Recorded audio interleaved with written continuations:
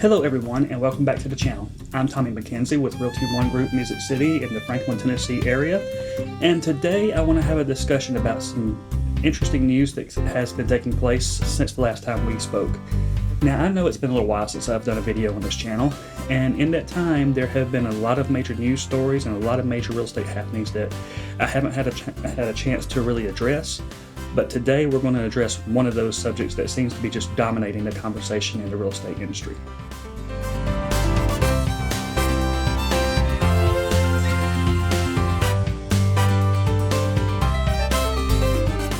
Today we're going to discuss the NAR settlement that happened in the NAR lawsuit back in November of 2023.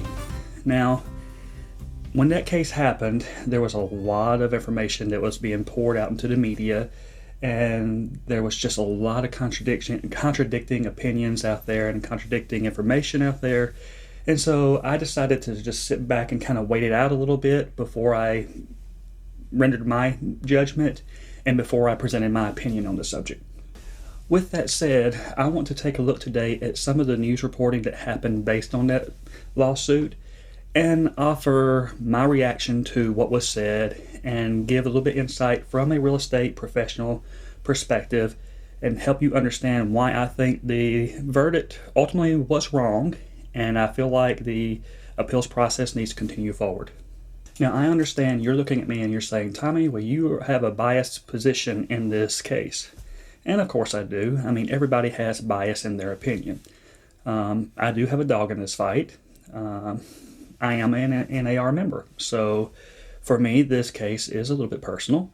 However, I think that does not disqualify me from offering an objective opinion based on the evidence that I see in the case. I am happy to have conversations with anybody that disagrees with me. If you feel free to put some of those disagreements in the comment section below. If you do, I just ask that you be respectful so that our conversation in the comment section can be honorable and one that is of value that people can learn from, and not something that just looks bad on us all. Today we're not going to focus as much on the case itself as much as we are the media narrative that followed the case. In some instances, the media reporting that happened following the case was just flat out wrong, misleading, and did not paint a picture that is accurate of what the real estate industry is. So I want to address one of those reports and just kind of give my reaction to that report.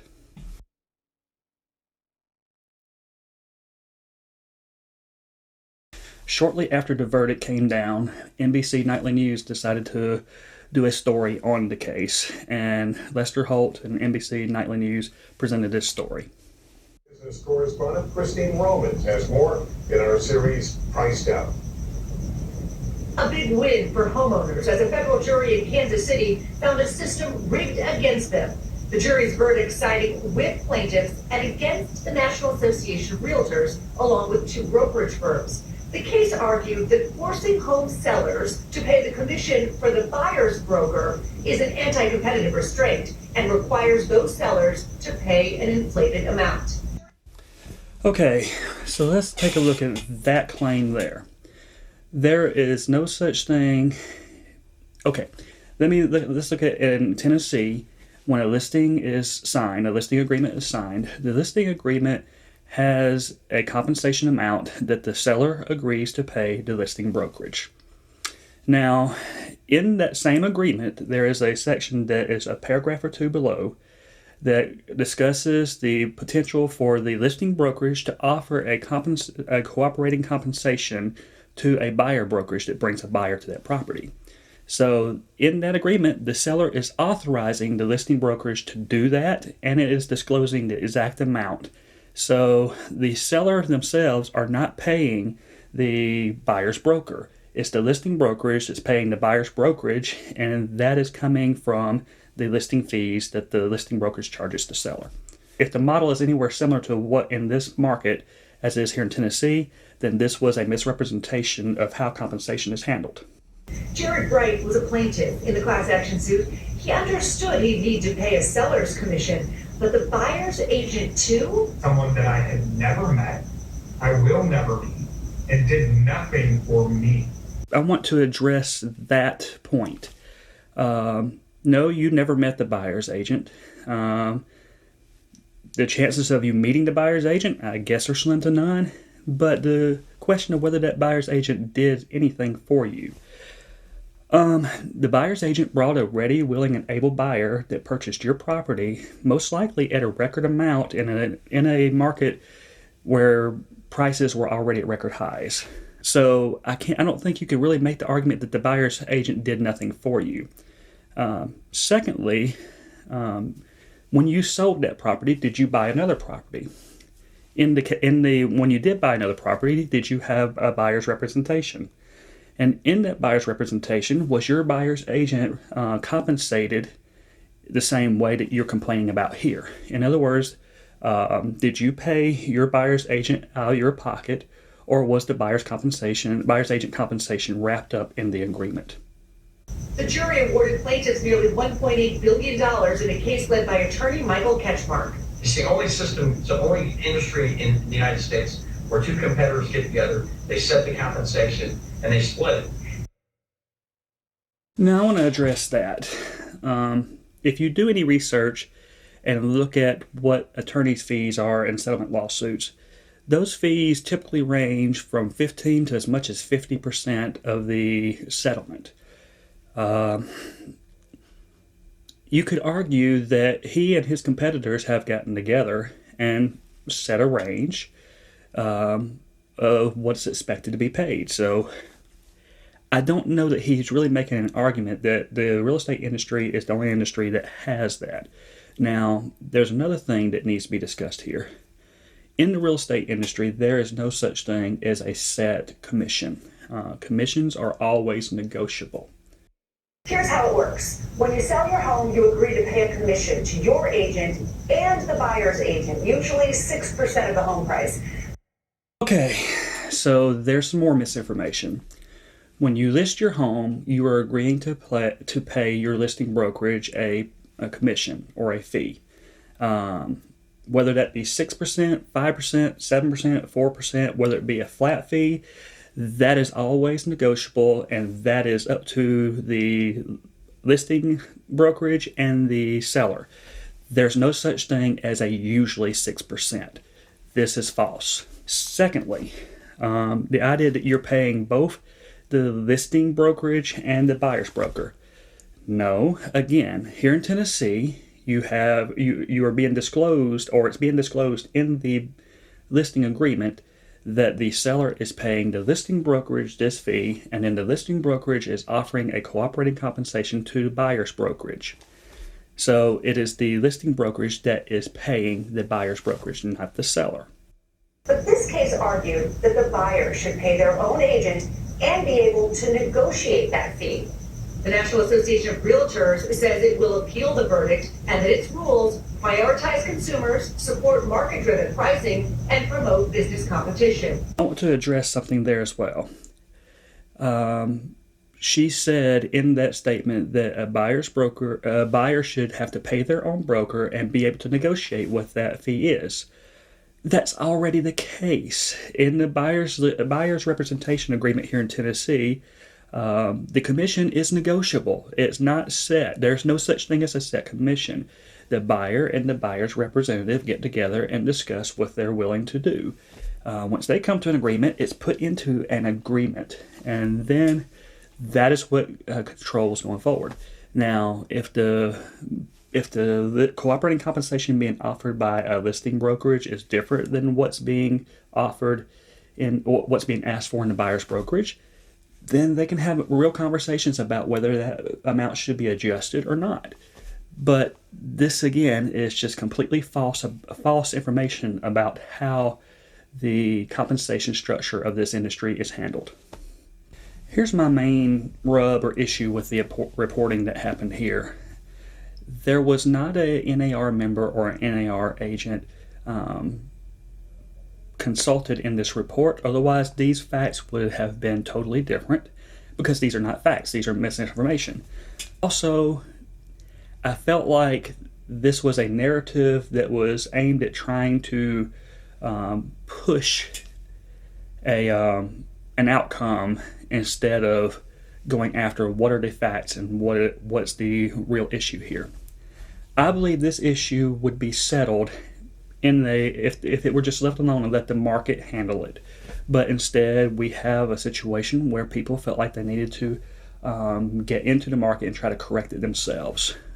Let's take a look at this. A seller's market, which we have been in for a while, in a seller's market, the seller has a lot more leverage over the things that they're going to pay for on the buyer's behalf, and they don't have to come out of pocket as much to get their home sold. As we move into a more neutral market, the playing field gets a little bit more even, and then in a buyer's market, the seller usually has to offer a lot more incentives to get their home sold. So you would see things like the seller offering closing costs just to be able to get buyers to purchase their property because there's too much inventory and they have a lot of competition to sell their home. We will never be in a market that is a constant straight line one way. Markets go up and they go down. In the market that we've come out of with record highs, or we're kind of coming toward the end of with extreme record highs. Now interest rates going up, we're seeing fewer buyers competing for the same properties. So we're starting to see a little tick up in the amount of inventory. That should lead to at least a more neutral market and maybe even shift toward a buyer's market in the long run if we continue this course. Now you may ask me, Tommy, why even respond to this reporting at all? Well, because I believe in honesty. You see, I feel like my business is not worth very much if it's not based on honesty and integrity. My grandfather was a hardworking man. He worked on the railroad for over 40 years of his life. He was a pillar in his community, and he was on the board at his church, and just a great man that was very well respected. And he used to tell me that you're only as good as your word. If people can't trust your word, they can't trust you. So I've tried to make that a foundation of my business and every aspect of my life. If this reporting had taken a look at the ethics guidelines that are provided by the National Association of Realtors or the Code of Ethics, they would see that that is pretty much the mantra of the National Association of Realtors, that we are to always be honest and show integrity. Now, unfortunately, there are some agents out there that do not live up to that responsibility, and that's fine. I think those agents should be held accountable for their actions. However, to try to come after a whole industry and try to change the whole industry based on what a few agents have done, I really don't think it's fair. That's just me. Now, speaking from a personal perspective, if you were to approach me tomorrow about listing your home, we would sit down and we would go over the agreements that we are looking at signing, and we would go over them line by line. We would discuss the compensation structure in that agreement. We would discuss the benefits of offering cooperating compensation. We would discuss the drawbacks of the compensation, and we would come to a decision that works best for you, the seller. I believe ultimately that our fiduciary responsibility is to you, the seller, or to our clients. Ultimately, I think this verdict sets a bad precedent, and I think it could lead to some very damaging situations and problems for the consumer. For instance, who's bringing the money to the table in a transaction? The buyer. What if the buyer says, well, I don't want a dime of my money that I'm using to purchase this property to go to paying for the seller's agent? It's kind of the same case here. What these attorneys don't realize that they're arguing, or what these people don't realize that they're arguing, is they're arguing to remove compensation of the brokerages out of the transaction completely. That would be the ultimate goal. Now, that could be devastating to the industry. It would be devastating to the MLS. It would be devastating to the very market principles that have helped drive home prices up to record highs to begin with. Properties have always had a general slow increase, but since the incorporation of MLS systems and the advent of the internet, prices on homes have just skyrocketed in value. I could make a fairly strong argument in the case that it is the cooperating compensation structure that has been one of the driving factors of those increases in values, and that has really helped sellers get more wealth in the system or create more wealth. One of the things that you and I would look at if I were listing your property would be what compensation structures seem to be, what kind of effect that seems to be having on homes that are selling. So we would take a look at different compensation rates and see how long those homes stayed on the market. Homes that were listed at 3% co-op, this seems to be the kind of the range of days that they were on market. At 2.5%, these are the range of days that were on market. Homes that were listed with a flat fee, then these were the days that they were on market. All of these things affect the ultimate goal and the bottom line of the seller. Sometimes the seller is affected more in their bottom line by what they're offering as cooperating compensation than any other factor in the deal. If I were an attorney in this case, which I am not, but if I were, let's get that straight, I am not an attorney, but if I were, I would be requesting in the appeals process an examination of the documents, all the documents in the cases of these plaintiffs. Did these plaintiffs agree in their listing agreements to the cooperating compensation structure that they're now complaining about? Also, in that situation, did those plaintiffs go on to benefit in the form of buying another property from the same cooperating compensation structure that they're complaining about? These are some valid and important questions to answer when dealing with this subject. I hope that I have been able to share some information that's valuable for you. Again, not everybody has to agree with my opinion or my position, but at least I want you to know honestly where I stand. Again, I feel like this was unfortunate. I feel like the market would have corrected this on its own. And I don't think the agency is going, like buyer's agency and seller's agency is going to be drastically changed anytime in the near future. I do feel like there are going to be some adjustments. I think there needs to be more clarity in the industry. I think that agents need to do a good job explaining the cooperating compensation structure, and they need to be doing a good job of going over forms that they're asking their clients to sign. Their duty is first and foremost to the fiduciary benefit of their client. So, in other words, I feel like agents need to do a better job of representing what's in the agreements. That said, I do believe that this is a case where we had some sellers that just saw an opportunity to try to make some money, and they pushed for it. And they've managed to get a jury that kind of saw themselves as sticking it to the man. Honestly, they're doing more to hurt themselves than they realize. And I feel like this is going to be an issue in the near future. I hope I'm wrong. I hope the industry is able to overcome this. I hope that we are able to move forward. And I hope that we get to a place of common sense again. Again, markets are always changing. This market's going to change. It's just a given. I feel like it's my job as a real estate agent or a realtor, as a member of the National Association of Realtors, to always do a good job of representing my client's best interests and to do a good job of educating them on the current market conditions so that we can take a look at their goals and see if they are achievable in the current market. In my nearly 10 years in this business, there have been a few times where I have had to look at a potential client straight in the face and say, I don't think your goals are achievable given the market conditions we have now. In those cases, I always offer to continue to monitor the market and let them know when I think the market may be in a position that their goals are achievable. And if they're not, then we can discuss other options to get their goals in alignment with realistic expectations of the market. I don't believe the conclusion of this case, at least as it stands now, achieves that goal in any way. I think it causes more harm than good. So, with that said, I choose to continue to move forward. I'm going to continue to represent my clients well and to the best of my ability.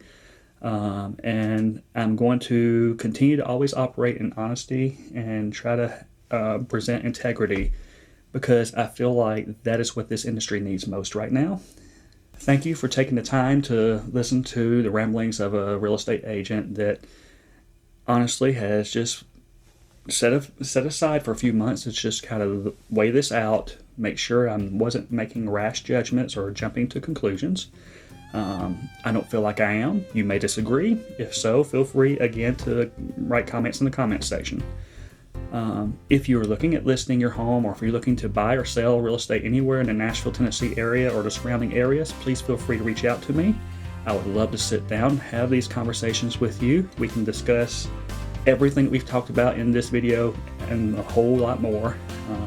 We'll look at the market conditions, see if your goal that you're wanting to achieve is achievable given the current market, and we'll move forward from there.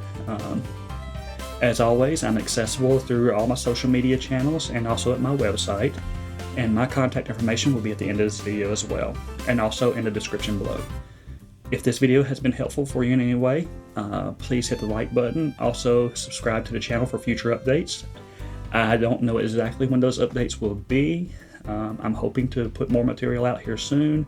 I have been in the process of working on some of the logistics and stuff to create a lot of new content that's going to be, I think, going to be very enjoyable and a lot of fun for you. So it's with that, I want to say, from my home to yours, have a wonderful day.